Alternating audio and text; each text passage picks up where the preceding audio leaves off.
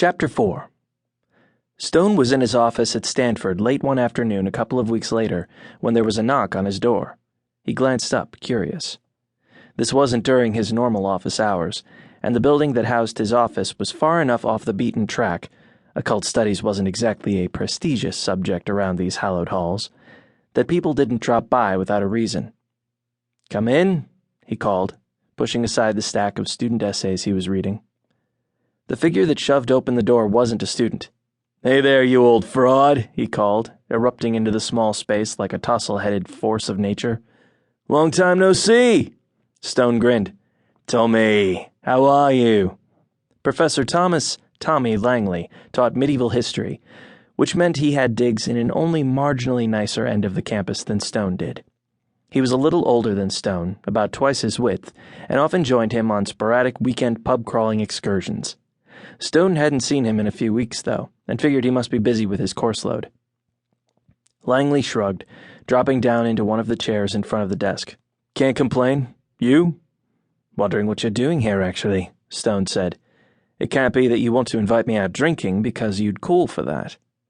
It would take something much more important for you to actually drag your carcass up here in person." "Can't I just have missed you?" His grin got bigger. "I mean, come on, Al. You know I've always had a thing for tall, skinny English guys." Stone glared. "Damn it, don't call me Al."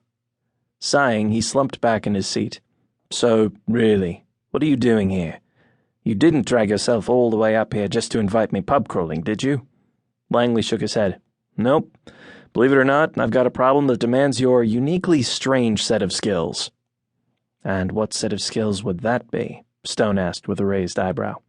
"You know, the way you're always going on about all that spooky stuff." Langley wiggled his fingers in ghostly emphasis. "That spooky stuff is kind of what I do here," Stone reminded him, wondering where this was going.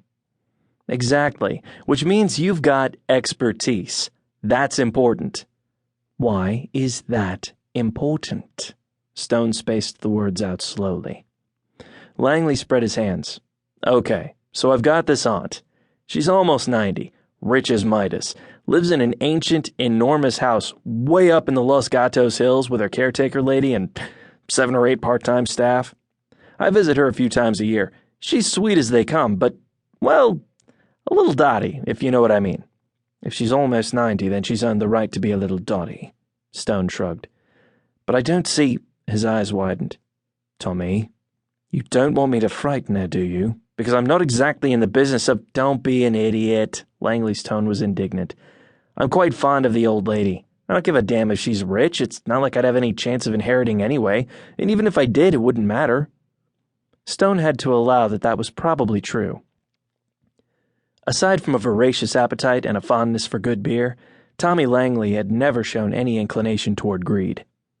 "All right, then, what do you want?" Langley picked up a weathered statuette from Stone's desk and toyed with it.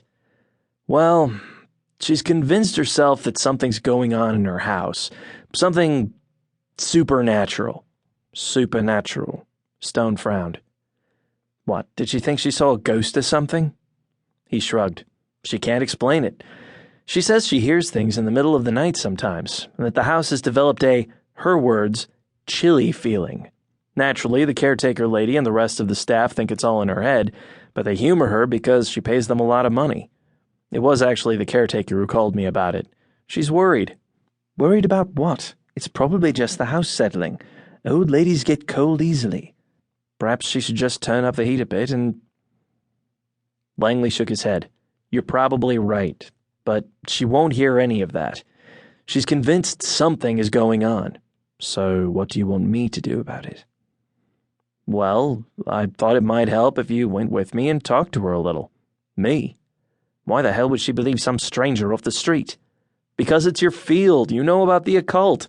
You can go on about all that weird shit like you know what you're talking about. I think she'd believe you if you told her there was nothing going on." To keep listening to this audiobook, I've left you a link in the description so you can do it, at no cost thanks to Audible's 30-day free trial.